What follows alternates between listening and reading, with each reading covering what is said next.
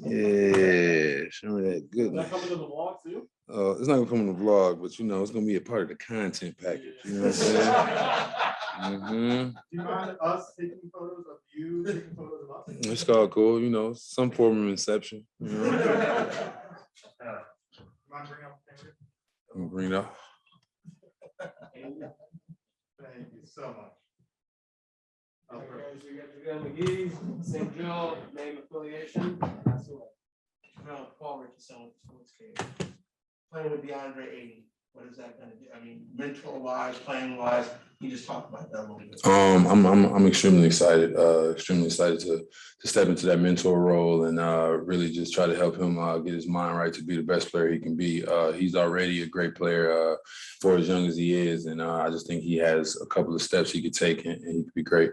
And follow up on that Olympic, how was that experience? What was it like to go over there and not only represent your country, but come on with the goal and play with those guys? It was amazing. It's a once in a lifetime experience. You never really.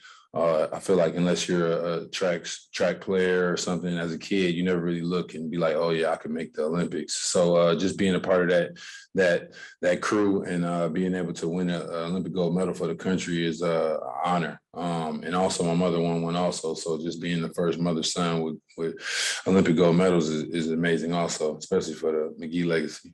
What have you noticed being around the guys today, the building, what have you just noticed being here? I haven't been around the guys all together yet, but I've been around all the guys at least once, and just seeing everybody's energy and demeanor, and I'm just really a real good group of good guys that work hard. I feel like that's the key component is the hard work.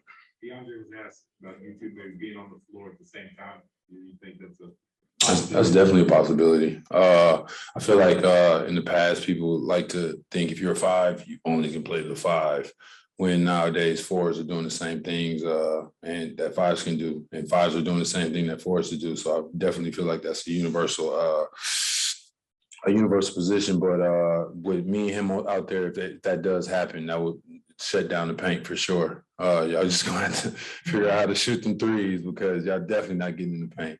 Beyond just allow him to shoot some threes too. Exactly, for sure. I feel like you allow both of us to shoot threes at one point. You know what I'm saying? So it's just a blessing if that happens.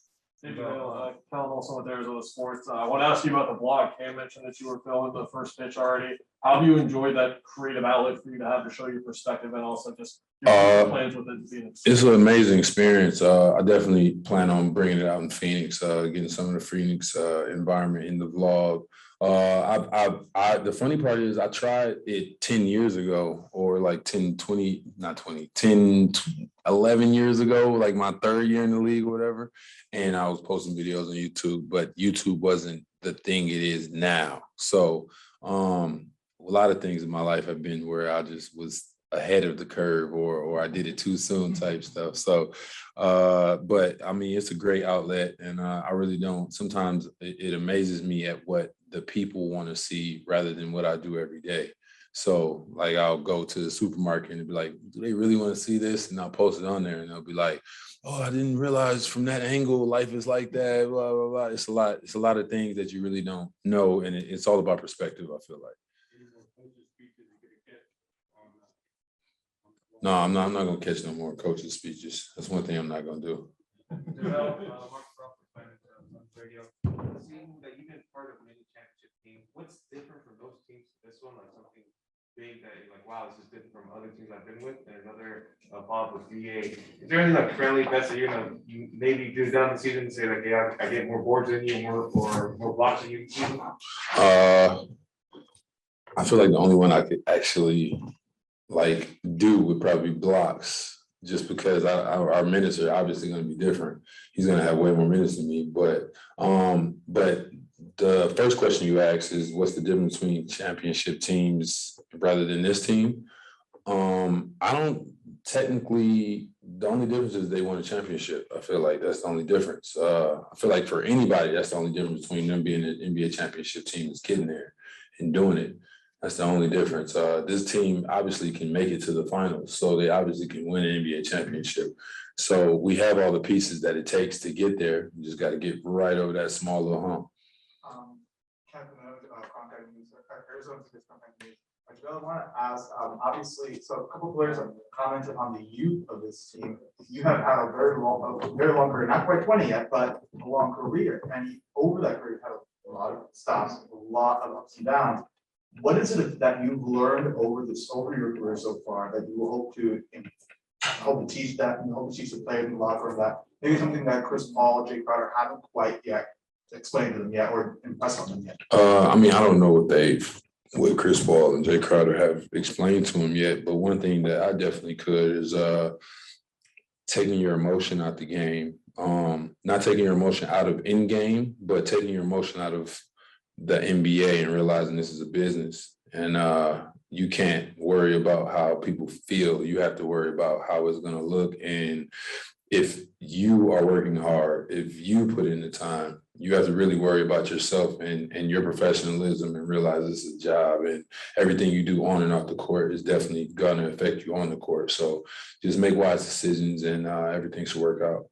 I wanted to just ask there's a photo of you and Chris, giving each other a job, and that's kind of been like, this was the moment that led to what we're seeing right now. Right. Maybe could you just speak to that, how significant? When that photo you're talking about, I think it was after maybe game 2. I was playing on Denver. He was obviously here, and they blew us out by like 20, and I think I got in with like 5 minutes left. And then after the game, he came up to me and he was just telling me he was impressed at how hard I was going, just because I'm 13-year. At the time I was a 13-year vet, but now I'm a 14-year vet.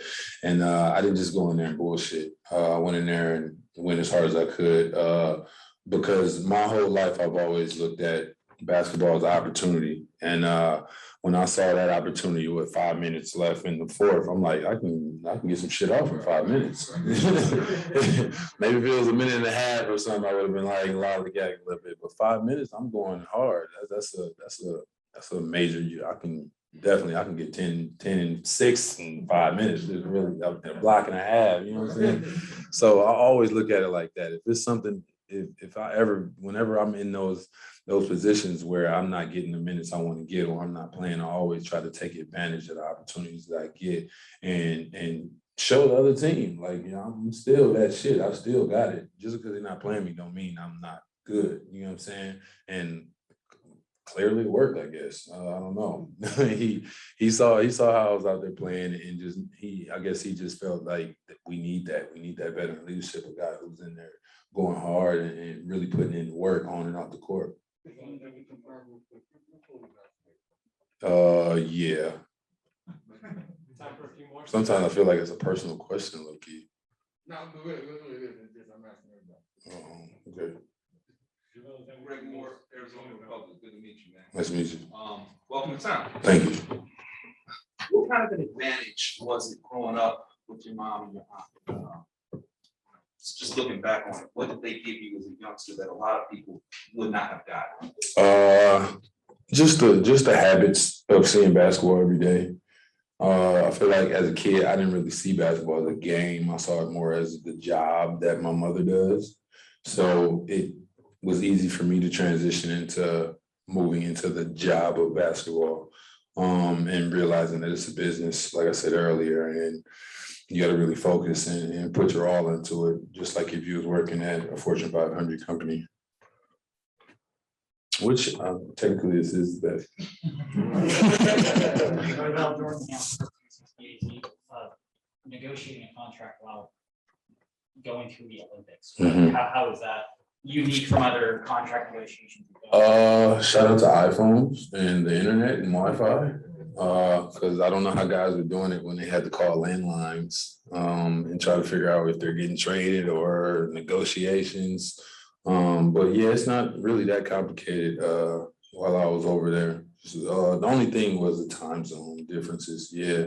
So I found out, I think I was signed, or I was going to sign with Phoenix at like 7 in the morning or something in Tokyo time. So it was cool, but yeah, it wasn't that bad at all.